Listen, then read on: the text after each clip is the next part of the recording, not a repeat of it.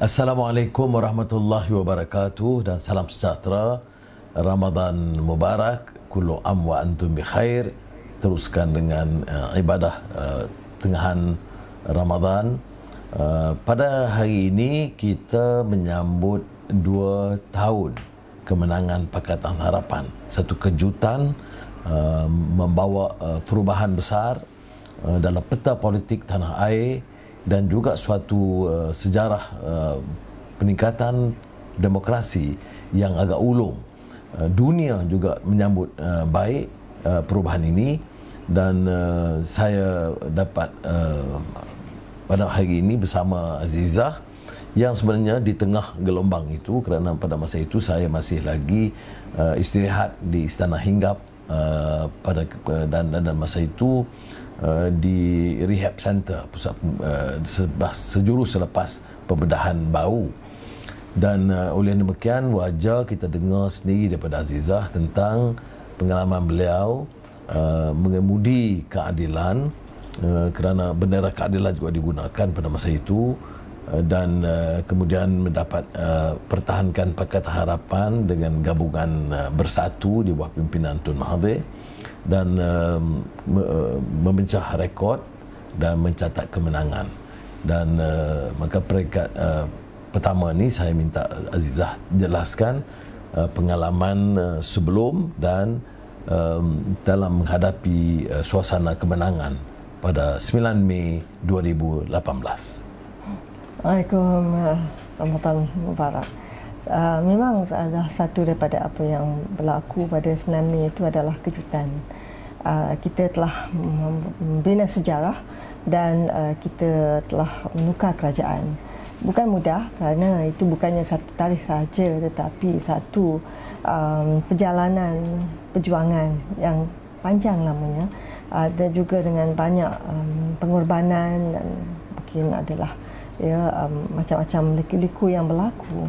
Namun pada hari itu kita menang dan alhamdulillah kita dapat bentuk kerajaan. Itu adalah pada diri saya peribadi satu penghormatan. Apabila kita dapat menubuhkan kerajaan, memang malam itu kami telah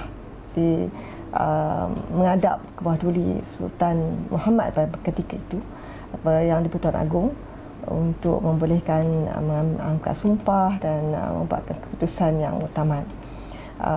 Lepas itu bila menjadi tertubuhnya kerajaan, saya telah ingat beberapa peristiwa dan juga beberapa program yang kita lakukan. Kita dapat tunaikan sedikit daripada amanah yang telah diletak ke atas bahu kita.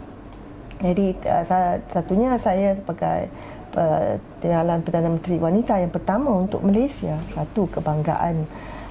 Saya rasa alhamdulillah, syukur, dan juga saya juga sebagai Menteri Kementerian Pembangunan Keluarga Wanita dan Masyarakat, ya, itu juga salah satu daripada tempat untuk kita menabur bakti. Saya ingat juga bahawa sebagai Timbalan Perdana Menteri, kita ada beberapa program dan bawah NADMA di mana saya mempengerusikan Majlis Keselamatan Negara, ya, dan juga memberi bantuan-bantuan kepada mereka yang memerlukan, terutamanya apabila terkesan teruk oleh bencana.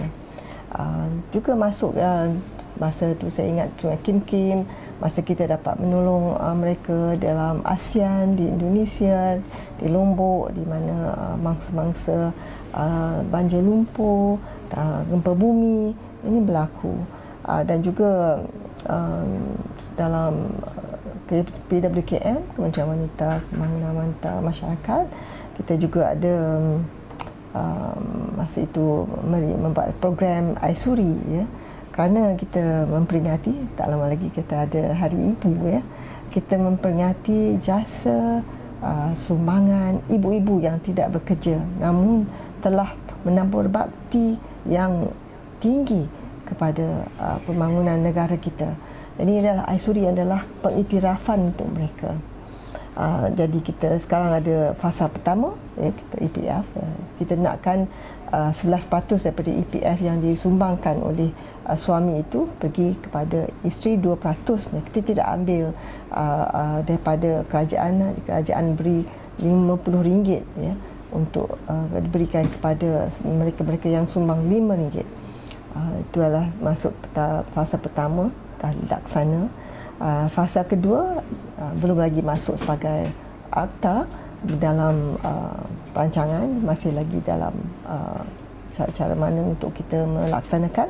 Fasa ketiga, suami memberikan peruntukan kepada isteri secara sukarela, memang dah ada, dan EPF hanya untuk EPF melaksanakan, jalankannya. Dalam juga satu menangani masalah keluarga, kalau ada domestic violence ataupun keganasan rumah tangga, kita ada talian kasih 15999 yang kita mahukan semua telco bagi free, ya, service. Jadi toll free service yang kita dapatkan. Dulu kena bayar, walaupun kalau kita tak ada kredit, kita kata okey, call back, ya, daripada call center kita. Itu salah satu daripada apa yang kita usahakan, dan ini adalah penting terutamanya dalam masa COVID ini. Dalam masa COVID ini kita tangani masalah ini. Saya kira bahawa kalau mereka katakan kita tidak melakukan sesuatu, ingat, ya, masa COVID, kes terakhir masa Pakatan Harapan menjadi kerajaan adalah pada 15 Februari. Kes pertama adalah 25 Januari, dan 11 hari kita tidak ada apa-apa kes baru pada masa itu, dan sehinggalah kita ditumbangkan, ya, pada 25 Februari. Pada masa itu WHO baru keluarkan kenyataan bahawa itu adalah satu pandemik, dan bukan kerana kita tidak menyekat pasukan warga asing. Apapun, it's not a blame game. It is how we tackle the problem. Ini yang perlu kita ingat semua rakyat Malaysia. This is most important. Kita nak menangani masalah COVID ini, ya. Dan saya juga ingat masa bencana ini, kita sama-samalah, kita, walaupun 9 Mei hari tarikh yang kita ingat untuk telah menukar kerajaan, namun apa yang penting adalah masa depan negara kita bersama. Terima kasih Azizah kerana bagi liputan pertamanya tentang kemenangan 9 Mei dan urutan cara pentadbiran Pakatan Harapan selama hampir 2 tahun, dan beliau sebagai mengemudi Parti Keadilan dan juga pada ketika itu Menteri Timbalan Perdana Menteri dan ringkas Menteri Wanita. Saudara-saudara, tentu ada juga minat tentang akan ingin tahu tentang perkembangan yang menyebabkan bendera keadilan digunakan oleh semua parti pada ketika itu. Satu, keduanya tentang saat-saat getir di mana Tuanku Yang di-Pertuan Agong sebenarnya mempelawa Azizah. Ada orang bertanya mengapa mempelawa Azizah, kerana Azizah pada masa itu adalah Presiden Keadilan dan semua calon parlimen bertanding atas bendera atau tiket keadilan. Maka beliau diundang ke istana untuk diminta mengangkat sumpah sebagai Perdana Menteri, tapi sebagaimana kita tahu, beliau patuh kepada janji yang dimuafakati bersama sebelum itu, dan kemudian mengundurkan diri. Boleh Azizah berikan penjelasan sedikit tentang pengalaman itu? Memang saya perintah untuk menghadap kepada Tuanku, dan diberikan satu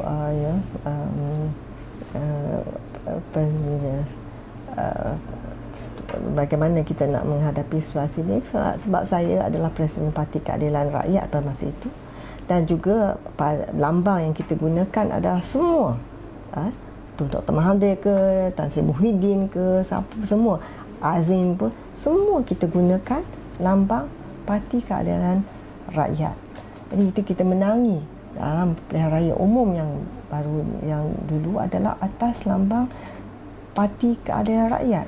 Jadi sebagai presiden saya ditawarkan menjadi Perdana Menteri pada masa itu. Tetapi saya ingat dalam Islam kita pegang pada janji. A man's worth or woman's worth is by her words or her promise or his promise. Jadi saya ingat itulah yang saya pegang. Masa itu saya tidak dapat tanya pada suami, kan kita kena patuh pada suami. Tapi masa itu saya kata saya buatkan keputusan sendiri. Memang kita pegang pada janji, itu adalah janji, dan saya pegang pada janji pada masa itu. Baik, jadi kita saksikan satu perubahan kejutan, kemudian pemerintahan berterusan, dan ada rekod yang kita rasa membanggakan, cara kita menguruskan kewangan yang lebih ketat, lebih bertanggungjawab. Kita mewarisi satu sistem kewangan yang lemah kerana hutang bertambah dan terlalu banyak skandal kewangan, bukan saja YMDB tapi yang melibatkan Felda yang diasaskan oleh Tun Abdul Razak almarhum, dan kemudian menjadi suatu beban kepada ratusan ribu peneroka.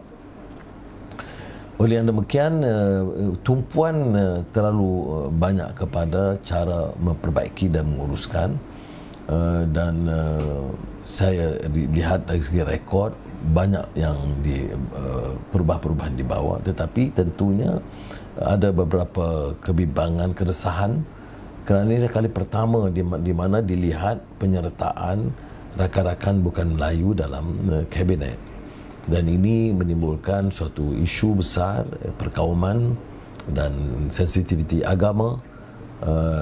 Dan saya tidak boleh nafikan bahawa ada juga beberapa kekurangan di pihak kita, kerana kadang-kadang kurang sensitif dalam beberapa kenyataan kita. Keduanya, beberapa program kepedulian rakyat itu tidak dilakukan secara lebih agresif, terlalu banyak pertimbangan dan sebagainya. Dan oleh itu ini dijadikan satu bahan kempen keras untuk menyergah kerajaan Pakatan Harapan. Tapi untuk menyatakan ada kecuaian ataupun salah guna kuasa, itu tentunya tidak dapat kita terima, ketimbang atau berbeza dengan apa yang berlaku sebelumnya. Saya sendiri tidak terlibat dalam kerajaan, malah tidak dirujuk untuk pandangan atau dari segi dasar atau pelaksanaan. Jadi saya tentu terkeluar daripada keputusan-keputusan kerajaan umumnya dalam Pakatan Harapan pada ketika itu, tetapi secara objektif kita harus pertahankan apa yang benar, dan untuk menyatakan bahawa Pakatan Harapan itu mengenepikan masalah Melayu, bahasa, budaya, dan juga hak keistimewaan atau kedudukan agama itu diteruskan. Katalah kalau kita bandingkan sekarang, katalah kalau kedai judi dan arak dibuka sekarang, kalau kerajaannya Pakatan Harapan, habis kita akan separuh dikafirkan atau disergah. Tapi sekarang nampak saya dah lunak yang boleh diterima.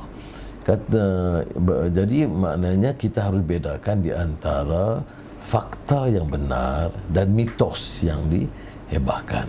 Kita harus gunakan, manfaatkan waktu kita, termasuk bulan Ramadan ini, untuk menilai kebenaran dan kenyataan, dan tidak hanya propaganda. Umpamanya, bayangkan beberapa hal yang berlaku sekarang kalaulah dilakukan oleh Kerajaan Pakatan Harapan. Saya sebut tadi kilang arak, pusat perjudian, beberapa keputusan lain lah yang kita dapat lihat saban hari. Parlimen tidak bersidang seperti mana yang sewajarnya, akan dihukum begitu keras oleh pemimpin politik pada ketika itu. Tetapi ini oleh kerana dilakukan oleh Perikatan Nasional dan oleh parti-parti yang parti Melayu lah, maknanya hal-hal yang dianggap curang dulu dimaafkan. Sebab itu dalam Facebook Live ini berulang kali saya tekankan di antara keperluan kita mempertahankan prinsip dan membedakan faham perkauman dengan faham keadilan dan kemanusiaan, terutama yang diterapkan dalam Islam. Saya tanya soalan akhir kepada Aziza, ya.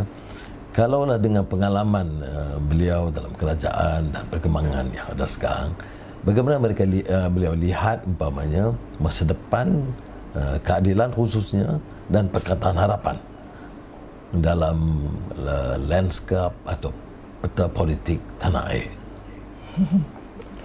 Saya kalau berbanding dengan yang menanya itu memang tidaklah sama taraf dalam erti kata politik, tapi saya kira satunya bila dia ungkap kembali kepada apa yang masa Pakatan Harapan tu, kita memang ramai menteri-menteri yang memegang jawatan tidak pernah menjadi menteri, tidak pernah ada pengalaman begitu. Namun saya kira bahawa tiada pengalaman bagaimana nak mencari lubang-lubang ataupun cara-cara mana untuk salah guna kuasa itu tidak ada. Jadi saya kira itu pada itu ada kebaikannya.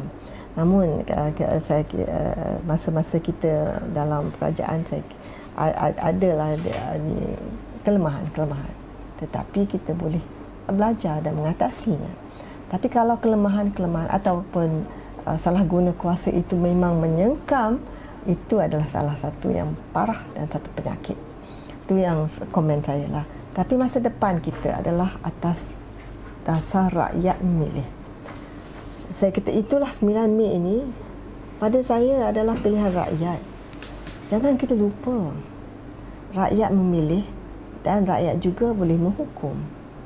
Jadi kalau kita fikirkan bahawa masa depan kita bersama adalah menunjukkan bahawa kita memang setia dengan istiqamah, setia dengan perjuangan kita, dengan landasan kenapa kita masuk politik pada kali pertama, kenapa kita berjuang mati-matian ini adalah untuk negara kita memperbaiki masa depan, bukan untuk kita saja, untuk anak cucu kita dan masa depan negara kita dalam menjalani arus untuk kebaikan bersama. Negara makmur, aman damai, negara boleh kita agihkan kekayaan, kita rasa bahawa yang miskin dan yang kaya itu diimbangi, dan kita ada pendidikan, kita ada satu masa depan, kita rasa bahawa kita ni adalah manusia yang bertamadun, insya-Allah. Baik, terima kasih Aziza kerana berikan pandangan dan menghimbau tentang pengalaman yang lalu. Saya ingin menegaskan bahawa akhirnya dalam isu urus tadbir ini dan negara, kita harus tentukan supaya masa depan kita itu lebih terjamin. Kita lihat umpamanya sekarang ini dengan COVID-19, suasana politik berubah. Semua orang bicara tentang new normal, mana keadaan baru yang tidak akan bertunjang kepada akar lama, ya, kerana kalau kita terus dengan sistem lama, kita tidak dapat lagi pulih dari segi politik, ekonomi dan sosial. Kebimbangan kita apa? Kebimbangan kita ialah cara lama itu dikembalikan, bahawa politik ini hanya tempat pusingan, rebutan, kedudukan, siapa dapat kerusi dan siapa dapat JLC, dan semua dipenuhi dan tak sempat fikir tentang kepentingan rakyat terbanyak. Maka masa depan Pakatan Harapan, ya, bagi saya ialah untuk menentukan bahawa kelemahan-kelemahan ini tidak diulangi. Harus ada satu ketetapan yang besar. Orang politik yang mau memimpin harus berteraskan kepada prinsip yang jelas, prinsip akhlak, prinsip moral, prinsip apa yang disebutkan mempertahankan good governance, ya, urus tadbir yang baik. Ini bermakna umpamanya bukan saja dalam sistem politik, banteras rasuah dan SPRM yang bebas, badan kehakiman yang bebas, itu untuk menjamin kepentingan rakyat. Tapi ekonomi ini yang saya fikir cabaran terbesar. Orang terharu umpamanya satu dua kenyataan untuk tolong rakyat begini. Tapi ekonomi yang penting ini ialah dasar ini nak jaga tauke-tauke kaya, pengurus bank, konglomerat, ataupun dasar ekonomi yang nak jaga kepentingan nelayan, petani dan rakyat terbanyak, pekerja dan sebagainya. Jadi ini bagi saya yang disebut new normal. Kalau benar nak bawa perubahan, dia mesti dipimpin dengan tegas, yang benci kepada rasuah, benci kepada kezaliman, menolak cara kroni, menolak cara nak perkayakan keluarga dan kawan-kawan, dan cuba pertahankan prinsip yang tegas. Kerana kalau kita terus keadaan sekarang, ya, ekonomi meleset, ya, wang tidak ada, rakyat hanya diberikan RM60, RM80 bahan makanan.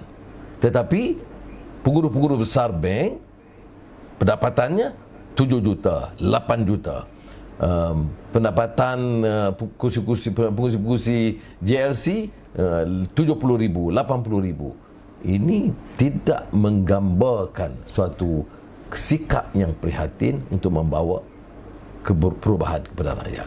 Maka oleh yang demikian, bagi kita landasan politik, saya tegaskan selalu dalam keadilan, ya, kalau tidak dia boleh khianat, ya, kerana tidak tahan dengan menjaga prinsip. Kalau gitu tak perlu masuk dalam gelanggang perjuangan begini rupa. Jadi masa depan kita ialah pengurusan ekonomi yang lebih baik dan menampilkan syakhsiah dan kepribadian yang boleh menonjolkan sikap prihatin dan lebih bertanggungjawab. Terima kasih. Baik, kalau kerana masa kurang mengizinkan, saya ada dua persoalan yang saya akan jawab. Ramai yang bertanyakan atas kehilangan sahabat kita, da'i, seorang pendakwah yang terkenal, Allahyarham, Datuk Ismail Qamus. Ini kebetulan dia kata dia rindu, jadi dia datang mengejut ke pejabat satu hari dalam keadaan uzur. Jadi saya rasa sangat terharu. Dia juga sering ke rumah mengadakan satu majlis khusus untuk berdoa khusus bersama. Dia di hospital, saya sempat ziarah, dan apa kehebatan Ismail Qamus yang semua orang puji sekarang. Kalau puji, saya ingat patut dengarlah nasihat dan kuliah dia, bahawa cara penampilan dakwah itu bijak, hormat, tidak terlalu terikat dengan kelompok dan faham kabilah dan politik yang sangat sengit, berkawan dengan semua dan tunjuk sikap yang sangat sederhana, berhemah dengan semua, tak kira daripada mana parti, mana faham. Tetapi bila menyampaikan pandangan dakwah dan pengajaran, dia sampaikan dengan jelas dan tegas. Walaupun dia juga terkenal dengan sedikit sebanyak senda gurauan yang menarik perhatian peminat dan khalayak. Jadi kita berdoa kepada Allah SWT, mudah-mudahan dicucuri rahmat dan boleh terangkat di kalangan salihin. Yang kedua yang saya nak bangkitkan ialah contoh bagaimana propaganda media ini kadang-kadang jadi bobrok. Banyak bertanya tentang satu rencana. Saya sering tidak sangat berminat untuk komen satu dua nama wartawan atau rencana, tetapi saya ingat ini tak keterlaluan. Jocelyn Tan dari Star itu senantiasa menyerang. Tak apa dia bercakap dari juru cakap MCA, kita tahu. Tidak apa dia tidak senang dengan kita secara peribadi, kita tahu. Tetapi baru-baru ini dia sengaja membawa satu pandangan untuk menghasut supaya ada permusuhan, termasuk di kalangan saya dan Tun Mahathir umpamanya, ya. Dia menulis seolah-olah saya diangkat sebagai ketua pembangkang itu untuk sabotaj usaha-usaha lain. Jadi sebab itu Saudara Fahmi Fadil umpamanya dalam kenyataan itu menyebut di antara lain kenyataan perbezaan dia. Dia tuduh bagaimana dia kata usul untuk mensabotaj usul. Inilah kadang-kadang kenakalan wartawan kerana terlalu taksub dengan politik dan kebencian kepada orang-orang tertentu. April 30, Datuk Saifuddin Nasution atau Pakatan Harapan telah menulis kepada speaker untuk menentukan kedudukan Anwar sebagai Ketua Pembangkang. Usul Tun Mahathir dan Datuk Syafiee Afdal itu hanya disampaikan pada 4 Mei dan kita dimaklumkan pada 3 Mei, walaupun usul Datuk Syafiee itu tidak dimaklumkan kepada Pakatan Harapan. Dan walaupun saya kemudian mengumumkan kedudukan saya sebagai Ketua Pembangkang itu dalam Oxford and Cambridge Society seminar, webinar pada Mei 5 bulan. Jadi sepatutnya wartawan dia tanya dulu. Malah surat itu dihantar pada April 30. Keputusan itu dibuat seminggu sebelumnya. Maknanya pada bulan Mac lagi keputusan tentang Ketua Pembangkang. Jadi 2 minggu, 3 minggu sebelumnya, dan ini diketahui umum walaupun kita tidak umumkan sebab kita mahu maklumkan dulu kepada semua parti pembangkang yang lain. Ini sebagai contoh sajalah saya nak bagi tahu khalayak yang membaca termasuk dalam sebagai netizen dalam media sosial haruslah tahu di antara fakta, fitnah, propaganda, dan tahu juga yang menulis itu siapa yang bayar. Dia tulis dengan rela hati, dia jaga akhlak dan prinsip dan ketelusan, atau dia tulis itu hanya sebagai perkakas untuk kalangan tertentu. Ini sebagai contoh, mudah-mudahan dia jadi pengajaran. Politik penulisan harus bebas, kita harus hormat hak masing-masing, tetapi untuk adu domba, memfitnah itu tidak wajar sama sekali. Semoga Allah SWT memberikan taufik dan hidayah. Wassalamualaikum warahmatullahi wabarakatuh.